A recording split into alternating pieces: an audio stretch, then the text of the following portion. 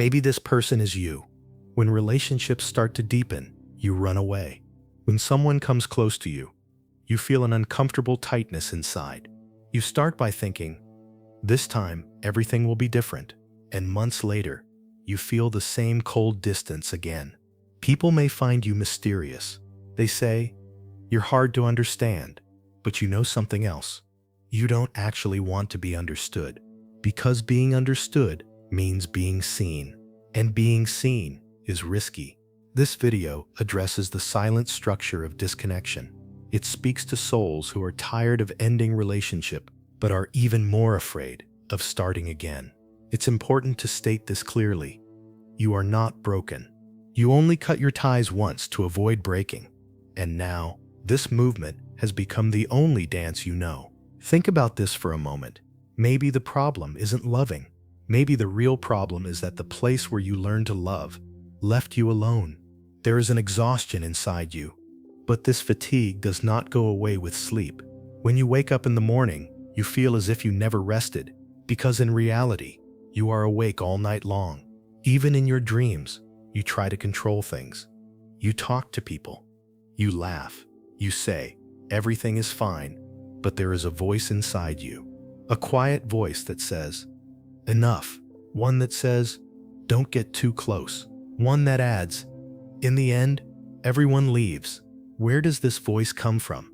Why have you become so accustomed to obeying it? As Jung puts it, the unconscious never forgets. Your unconscious remembers everything too. It remembers the moments when no one was there, when you needed love as a child, the nights when you were told, grow up, don't be ashamed, when you cried, the mornings when you wanted a hug and were told, you're spoiled. Maybe there was no physical violence in your family. Maybe you grew up in what looked like a good family, but there was an emotional absence. Psychologists call this emotional neglect, but you just called it normal because you didn't know any other reality. This is where everything began. Children should receive love not by earning it, but simply by existing. But the love you received was conditional. If you behave, if you are successful, if you don't cause problems, and you learned this, you learned that attachment was risky. Expressing your needs meant inviting rejection, so you developed a strategy, making yourself smaller, staying quiet, appearing as if you need nothing. Neuroscience calls this early trauma adaptation. The amygdala, the fear center of your brain, was constantly on alert, and your prefrontal cortex was not developed enough to regulate it. So as a child, your only escape route became clear. Withdrawing inward, maybe you became the mature child. Everyone in your family praised you. They said, they never ask for help. They said, they can take care of themselves, but no one asked. Why did you grow up so early? Why did you become emotional support for your parents instead of playing? Why did you try to save their marriage?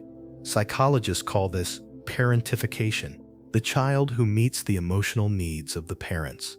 And the little child inside you hid away, never to return. You grew up, but that little child is still there, deep inside, frozen and waiting, having forgotten what it is, even waiting for.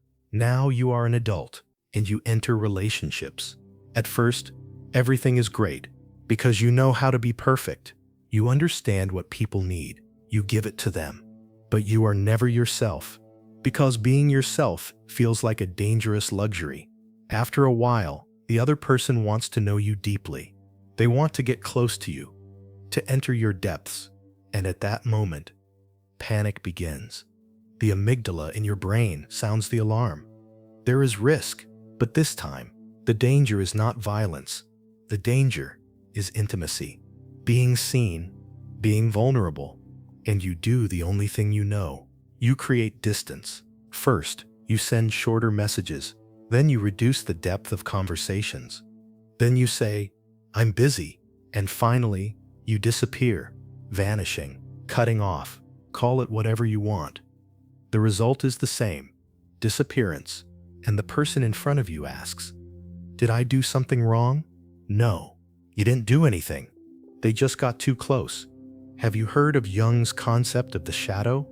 The shadow is the parts of your personality you cannot accept, that you suppress, that you leave in the dark. Where is your shadow? Maybe your shadow is the child who needs. Maybe what you suppressed is the desire to attach. Because if you allow that desire, you could get hurt. You could be rejected. You could be abandoned. So the shadow is actually a protector. It says, you don't need anything. It says, you can be alone, and that is safe. But Jung says something else as well.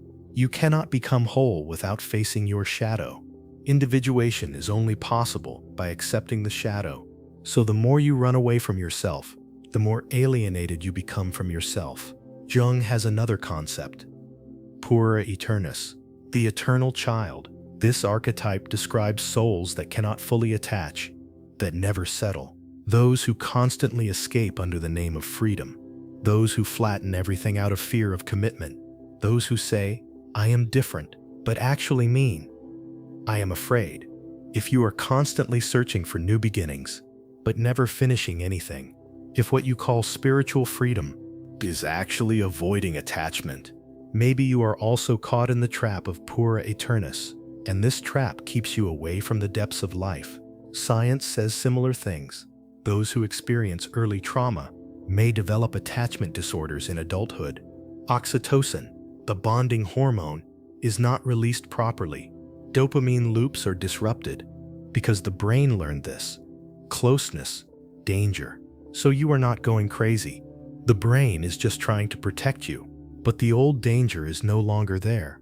Only the old reaction remains. So what happens now? Will you stay in this cycle forever? No, because now you are aware, and awareness is the first step toward change. As Jung said, you do not become conscious by imagining figures of light, but by making the darkness conscious. So you must look at the shadow. You must touch the pain. You may not want to hear this, but no one is coming to save you. No one can complete that missing love, because that emptiness was created in the past, and now the only person who can fill it is you. Psychologists call this reparenting. You must parent yourself. You will now support the little child inside you. You will say, I see you. Your needs are valuable. I am here, and I am not leaving. This may sound strange, but it works, because the brain can learn new things. The old belief, closeness and danger, can be replaced with closeness, safety. But for this, you must practice continuously, patiently, gently. You cannot change everything at once, but you can take small steps. For example, when you feel the urge to run away, pause for a moment, breathe. Ask yourself, is there a real danger right now? Or is this a fear from the past? Most of the time, the answer will reveal itself. Another step, set clear boundaries, but do not end relationships. Saying I need to be alone right now is not the same as saying I never want to see you again. Setting boundaries is protecting yourself. Cutting relationships is punishing yourself. Learn to tell the difference. You were lied to. Attachment does not mean weakness. Having needs is not a source of shame. In fact, the bravest act is vulnerability, because vulnerability shows real strength. Only truly strong people can stand without armor. You wore armor for years. Now maybe it's time to take some of it off.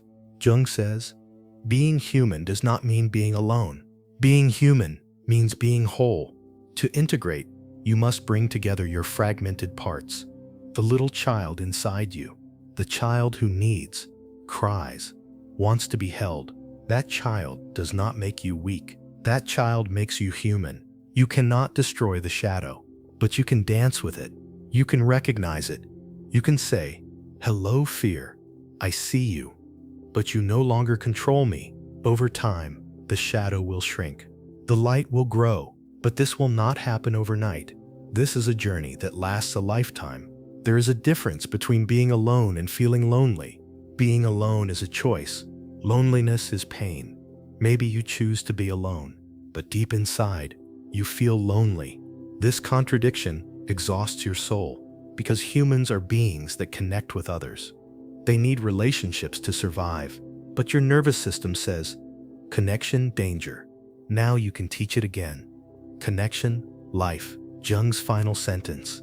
Returning home means making peace with yourself. Your belongings are not other people. Your home is your own soul. That little child is still waiting there, waiting for you to open the door and hold them, waiting for you to say, "I'm late, but I came." Maybe today is not that day. Maybe tomorrow won't be either, but one day it will come. And on that day, you will no longer run away, because there will be nothing left to escape from, only one truth to accept. You are worthy of love, just as you are, whole and complete, with your needs, with your wounds, with your shadow. If you find something in these words that touches you, if you see your own story in these lines, know that you are not alone. Millions of people live in similar cycles, fight the same fears. But there is one difference now. You are aware, and awareness is the first step to breaking the chain. Now it's your turn. Which small step will you take today? Which fear will you choose to face? Which need will you allow yourself to accept? Think about it, slowly, deeply, because life, your life, is worth it. You are worth it. And maybe, just maybe, one day, when someone comes close to you, instead of running away, you will stay. And in that moment, it will be a rebirth for you, a return to the light, to yourself, to home. In that moment, you will truly be free. Thank you for watching this video until the end. I know it wasn't easy. Some parts may have been challenging for you. Some sentences may have reflected pieces of your life. You may feel a little lonely right now, but you are not alone. There are many people who hear these words, who live the same pain, who face the same fears, who are trying to break the same cycle. You are one of them. This does not make you weak. On the contrary, it makes you brave, because watching is the first stage of acceptance. Listening marks the beginning of change. If this video meant something to you, if something inside you is moving, please pay attention to that feeling. Do not suppress it. Listen, because that feeling is a message from your soul. It says, the time has come. It's time to take a different path. Maybe not today, maybe not tomorrow, but one day you will receive this message. And on that day, you will take a step, a small step, but your step on this channel. I will continue producing similar content. I will speak about the depths of the soul, pain, and healing, because talking about darkness is a way to bring light to it. As long as you are here, you are not alone on this path. Don't forget to share your thoughts in the comments. Maybe your story will be a light for someone. Maybe your words will open someone's door. Don't forget to subscribe to the channel. Also, turn on notifications so you can be informed about new videos. Until we meet in the next video, take care of yourself. And remember, you are valuable as you are, with your wounds, your fears, and your shadows. Goodbye.